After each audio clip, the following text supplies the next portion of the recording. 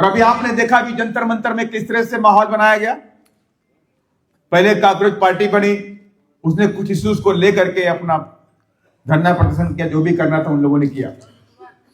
उसके बाद फिर आपने देखा रिजर्वेशन हटाओ मूवमेंट चलाया, और रिजर्वेशन हटाओ मूवमेंट के 500,000 आदमी जुटने वाले भी नहीं थे वहां पर। लेकिन क्या होता है, बड़ी सोची समझी रणनीति के तहत उत्तर प्रदेश के डिप्टी सीएम उनकी टीम के लोगों को बुला करके उनसे कहते हैं कि हम इस पर विचार करेंगे। बीएसपी को हर स्तर पे मजबूत बनाए रखना बहुत ही जरूरी है। बीएसपी आपकी आवाज है। देश में तमाम पार्टियां हैं, भारतीय जनता पार्टी भी है, कांग्रेस भी है, आम आदमी पार्टी है, समाजवादी पार्टी भी है, डीएमके है, आरजेडी है। इन तमाम पार्टियों के बारे में मैं जानता हूं, तमाम पार्टियों के प्रदेशों में जाके मैंने काम भी किया अनिया बहन जी के आशीर्वाद से। कोई भी पार्टी देश के अंदर अगर आपके साथ में अन्याय अत्याचार होता है, चाहे वो रिजर्वेशन का मुद्दा हो, चाहे अन्याय अत्याचार का मुद्दा हो, चाहे आपके संवैधानिक अधिकारों का मुद्दा हो, कोई पार्टी सामने नहीं आती है। अगर आपके सामने आती तो आपकी आदरणीय बहन कुमारी मायावती जी आती, पूरी ताकत बन करके आती है। और अभी आपने देखा कि जंतर मंतर में किस तरह से माहौल बनाया गया। पहले कॉकरोच पार्टी बनी, उसने कुछ इश्यूज को लेकर के अपना धरना प्रदर्शन किया, जो भी करना था उन लोगों ने किया। उसके बाद फिर आपने देखा रिजर्वेशन हटाओ मूवमेंट चलाया, और रिजर्वेशन हटाओ मूवमेंट के 500,000 आदमी जुटने वाले भी नहीं थे वहां पर। लेकिन क्या होता है, बड़ी सोची समझी रणनीति के तहत उत्तर प्रदेश के डिप्टी सीएम उनकी टीम के लोगों को बुला करके उनसे कहते हैं कि हम इस पर विचार करेंगे, हम केंद्रीय नेतृत्व से बात करेंगे, आपसे मुलाकात कराएंगे। कोई ना कोई बड़ी साजिश चल रही है रिजर्वेशन पे हमला करने के लिए। ये पूरी प्लानिंग के तहत किया जा रहा है। और आज आलिया बहन जी ने साफ साफ कह दिया कि अगर हमारे रिजर्वेशन के बारे में अगर तुम गलत सोच रहे हो तो सोचना बंद कर देना, हम बख्शने वाले आपको नहीं है। रिजर्वेशन हमें कोई खैरात में नहीं मिला है, रिजर्वेशन हमें संवैधानिक अधिकार हमारा है, जो बाबा साहब डॉक्टर भीमराव अम्बेडकर हमको दे कर देगा। तो मैं तमाम कार्यकर्ताओं से कहता हूं, कार्य को बढ़ाने के लिए आपको ग्राउंड लेवल पे काम करना पड़ेगा। जब तक आप नीचे नहीं उतरेंगे तब लगे मिशन, ये मूवमेंट आगे नहीं बढ़ेगा। बात मंच पे बैठे हुए लिमिटेड लोगों से बात नहीं बनने वाली।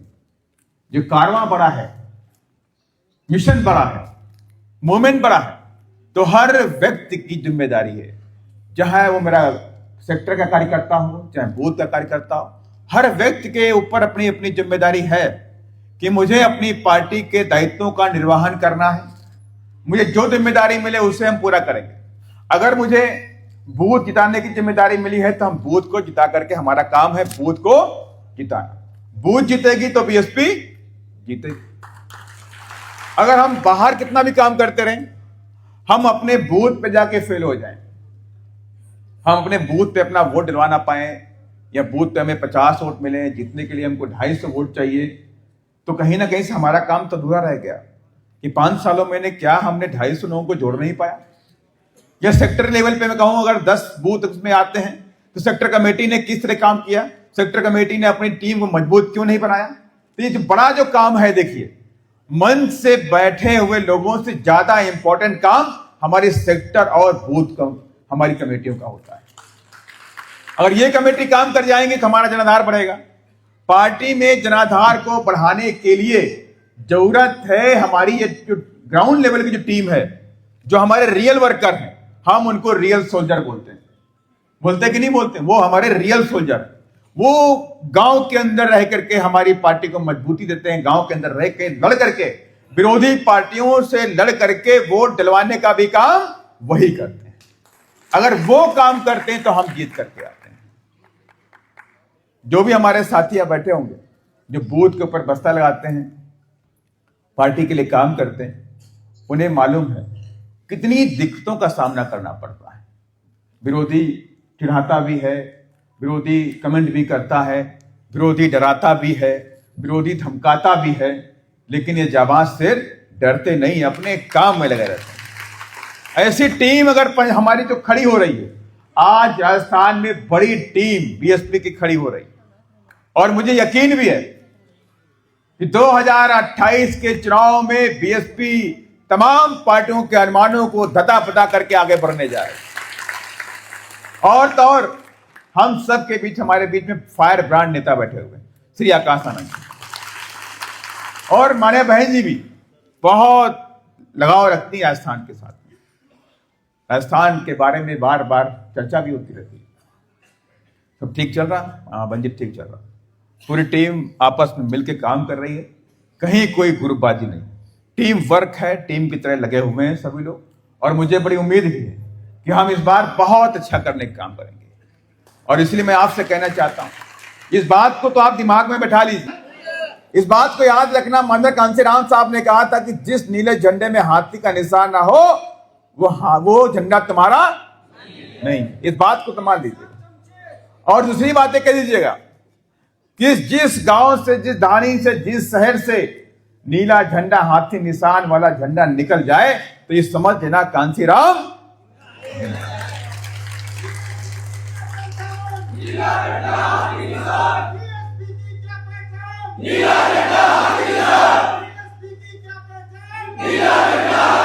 अभी ऊपर वाले नहीं बोल रहे हो, तुम्हारी ताकत नहीं है क्या भाई? फिर से बोलिए एक बार।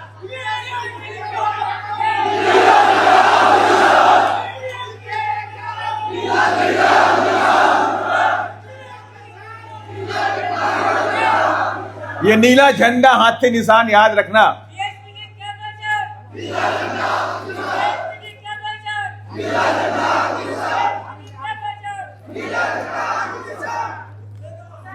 ये नीला झंडा और हाथी निशान याद रखना तो अपनी बात को।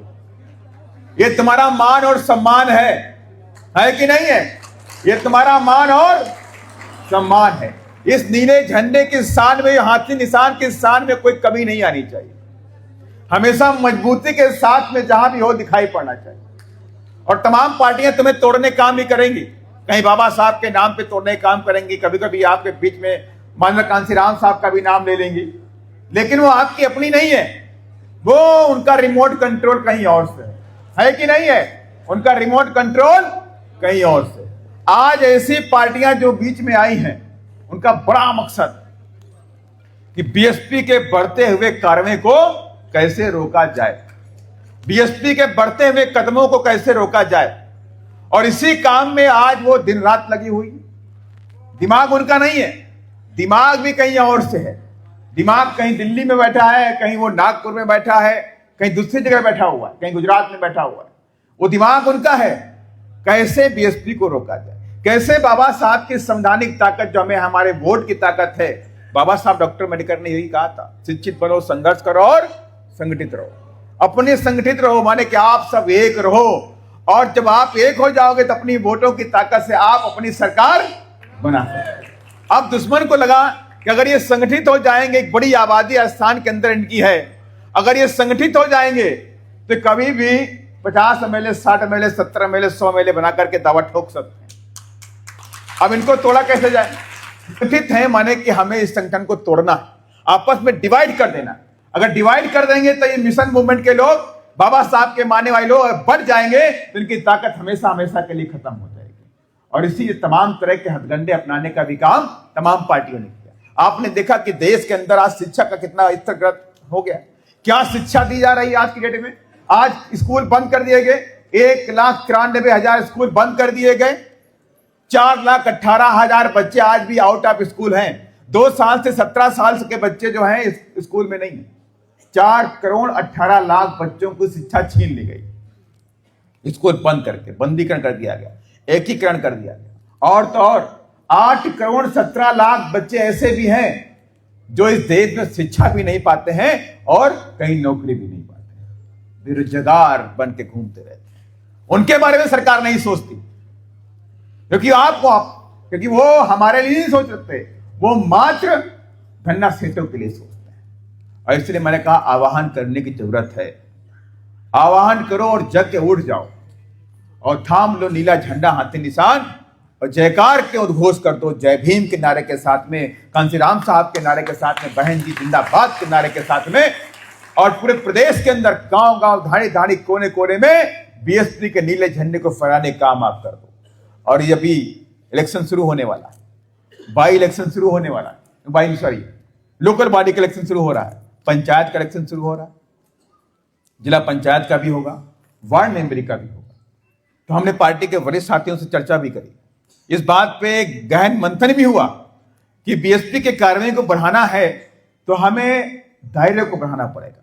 हमें कोशिश करनी है कि मैक्सिमम से मैक्सिमम सीटों पर हमारे पार्टी के कार्यकर्ता खड़े हो जाएं। कार्यकर्ता खड़े होने चाहिए।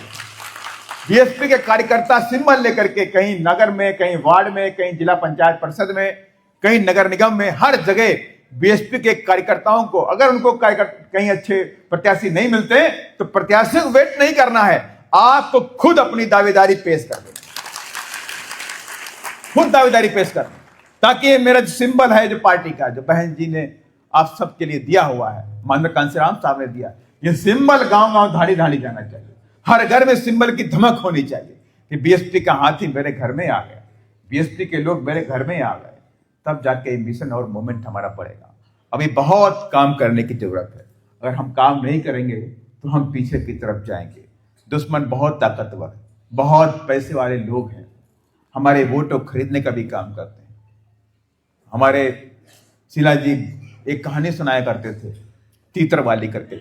एक मदारी था, उसके पास तीतर था, एक मदारी था, उसके पास तीतर था, और मदारी जब जाए जंगल में तो अपने तीतर को छोड़ता था, लेकिन उससे पहले उसे खूब काजू बादाम और जो भी अच्छे अच्छे फ्रूट होते हैं उनको खिलाता था। तो उसका जो तीतर था वो जंगली तीतरों से अलग हो गया, बड़ा मोटा ताजा हो गया, खूब गोरा हो गया, अंग्रेजी बोलने लगा। तो तीतर को लेकर के जंगल मदारी गया और तीतरों के जहां पे झुंड होते हुए वहां पे उसने छोड़ दिया। और तीतर उसमें से निकल के, उसकी आवाज से तीतर ने करी, क्यों क्यों की आवाज करी, तो जंगली तीतर कहें क्योंकि अंग्रेज तीतर आ गया क्या, कोई तो बड़ा गोरा चिट्टा तीतर आया, भाई चलो मिलते हैं, अपना भाई आया है, विदेश से आया, कहां से आया पता नहीं, कहां से आया, चलो मिलके देखते हैं, बहुत बढ़िया कोई आदमी आया है। सारे तीतर उस तीतर के पास इकट्ठे हो गए उसको देखने के लिए, लेकिन वहां तो मदारी ने जाल बिछा रखा था। और जब जंगली तीतर निकल के आए तो सारे तीतर जंगल वाले उसमें जाल में फंस गए। और मदारी आया, उस तीतर को पकड़ के अपने झोले में रखा और काजू खिलाया, कहा तुम मेरे लिए काम करते रहो। और जंगली तीतरों को पकड़ के आराम से उसने उनका बना के मीट खा गया। तो ये सिस्टम चल रहा देश के अंदर। हमारे बीच में पालतू तीतर छोड़े जाएंगे, कहीं आपकी जात का होगा, कहीं मेरी जात का होगा, कहीं इनकी जात का होगा, उनकी जात का होगा, वो अलग अलग तरीके से आपको तोड़ने का काम करेंगे। लेकिन मुझे यकीन है कि जो बाबा साहब डॉक्टर भीमराव अंबेडकर में विश्वास रखते हैं, जो माननीय कांसीराम साहब के त्याग तपस्या पे विश्वास रखते हैं, जो हमारे बहन जी पर विश्वास रखते हैं, वो बिकेंगे भी नहीं और टूटेंगे भी नहीं। और ऐसे तीतरों को, ऐसे बाजारू तीतरों को उनको जवाब देने का काम मेरे बहुजन समाज पार्टी के जाबाज सिपाही भी करने जा रहे हैं। और इसलिए मैं कहता हूं कि ये वक्त आ गया है, ऐलान कर दो, नीला झंडा लेके जंगे मैदान में कूच करो। और मुझे पूरा यकीन भी है कि आने वाले दिनों में जब बीएसपी की सरकार बनेगी तो राजस्थान के अंदर किसी की हिम्मत नहीं होगी कि हमारी बहू बच्चों की तरफ, बेटियों की तरफ कोई आंख उठा करके भी देख ले। किसी की हिम्मत होगी? याद रखना, जिनकी सरकारें होती वहां अत्याचार नहीं होता। अब आपके सामने तो एग्जाम्पल है, जब उत्तर प्रदेश में आदरणीय बहन कुमारी मायावती जी मुख्यमंत्री बनी, 4 बार के शासन काल में कहीं भी अत्याचार नहीं हुआ, कहीं किसी को रेप नहीं हुआ, कहीं किसी युवा के साथ में कोई बदतमीजी नहीं हुई। बहु बेटियां सुरक्षित थी। रात में 11 बजे 12 बजे कहीं कोई जाए, किसी की हिम्मत नहीं थी गुंडे मवाली की तरफ कि हमारी बहु बच्चियों की तरफ आंख उठा करके देख। गुंडे मवाली डरते थे, कहते भाई राज है, बहन जी के शासनकाल है, कहीं गुंडागर्दी करोगे तो सीधे कहां जाओगे, जहां आपको पहुंचना वहां पहुंचा दिए जाओगे। ये ताकत अगर कहीं थी तो बहुजन समाज पार्टी की सरकार में ताकत थी। और आपको जरूरत है यहां पर बीएसपी की सरकार को बनाने की, और इसके लिए तमाम कार्यकर्ताओं को जुटना पड़ेगा। अपनी कमेटी को, जो पेंडिंग कमेटी है, कुछ सेक्टर कमेटियां हमारी बनी है, सेक्टर कमेटी के साथ में बूथ कमेटी तैयार करनी पड़ेगी, बड़ी सेना तैयार करनी पड़ेगी। अगर बीएसपी के 5 लाख पार्टी के जवाब अगर आपने खड़े कर दिए तो कोई ताकत आपको सरकार बनाने से रोक नहीं सकती। 5 लाख कार्यकर्ताओं की फौज अगर आपने बीएसपी के प्रदेश के अंदर खड़े कर लिए, 1 से 1 को जोड़िए, 2 से 2 को जोड़िए, 4 से 4 को जोड़िए, आपने जोड़ के एक कारवां खड़ा कर दिया, तो मैं दावे के साथ में कहता हूं कि नीला झंडा हाथी निशान राजस्थान की विधानसभा में जयपुर में 2028 में लहराने का काम करेगा और हाथी हमारा प्रवेश करने का काम करेगा। और इन्हीं सब बातों के साथ मैं अपनी बात को यही खत्म करूंगा। मैं चाहता हूं आप सभी लोग अपने महापुरुषों के सम्मान में जोरदार नारे लगाने का काम करेंगे। बाबा साहब अमर रहे। आवाज आनी चाहिए अगर सम्मान करते हो तो। अगर बाप बीएसपी के सही में रियल से वर्कर हो तो आवाज आनी चाहिए, छतें हिलनी चाहिए। आएगी नहीं आएगी? आएगी नहीं आएगी? मोहन सिंह गुर्जर जी शांत बैठे हो तुम।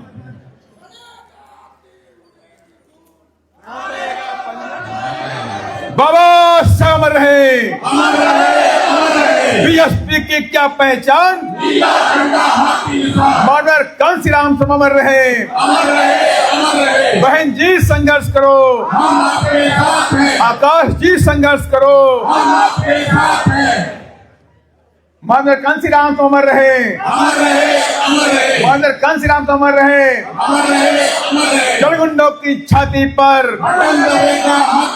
बीएसपी की क्या पहचान? वोट हमारा, राष्ट्र तुम्हारा। इस नारे में संदेश भी है, इस नारे में संदेश भी है कि वोट हमारा, राष्ट्र तुम्हारा नहीं चलेगा, नहीं चलेगा। माने जिनको तुम वोट देते हो तुम्हारे बच्चों को पीटते हैं, तुम्हारे घरों का पानी नहीं पीते, तुम्हारा छुआ पानी नहीं पीते, तुम्हारी बहू बेटियों की तरफ बुरी तरह सब आंखों से देखते हैं, तुम्हारे अच्छे कपड़े पे उनकी नजर होती, तुम्हारे अच्छे घरों पे उनकी नजर होती है। तो इसलिए माननीय कांसीराम साहब ने कहा था कि वोट हमारा, राज तुम्हारा। अब वोट हमारा होगा और राज भी। धन्यवाद। इसी के साथ मैं अपनी बात को यहीं पे खत्म करता हूं और मैं चाहूंगा हम सबके युवा दिलों के धड़कन, बहुजन समाज पार्टी के राष्ट्रीय संयोजक, और निश्चित तौर से उनके आने से हमें बहुत प्रेरणा मिली, बहुत ताकत मिली। और हमारे युवा साथी जो आज सामने बैठे हैं, तमाम बहुजन समाज पार्टी के जाबाज सिपाही बैठे हुए हैं, दूर दूर से रात भर चल के आपको देखने के लिए आए हैं।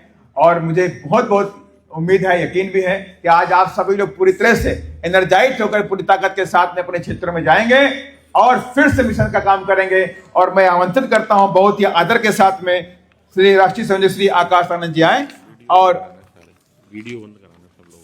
श्री आकाश जी आए और मैं उनको बुलाने से पहले चाहूंगा उनके सम्मान में नारे आने के लिए, आकाश जी संघर्ष करो, आकाश जी संघर्ष करो, बीएसपी जिंदाबाद, बीएसपी जिंदाबाद, बहन जी जिंदाबाद, बहन जी जिंदाबाद। आदरणीय श्री आकाश आनंद जी। कोई भी साथी अब वीडियो नहीं बनाएगा, वीडियो क्लोज कर दें। खराब हो जाएगी, तुम बता दो। अब वीडियो नहीं बनेगा कि अभी देखिए बहुत सारी बातें हमारे ऐसे परिवार के रूप में होती हैं, संगठन की बात। तो संगठन की बातें होती हैं तो बाहर नहीं जाएगी। आप फोटो खींच सकते हैं, वीडियो नहीं बनेगा। धन्यवाद। श्री आकाश आनंद। बहुजन समाज की हर खबर पाने के लिए चैनल को सब्सक्राइब करें, लाइक करें, शेयर करें।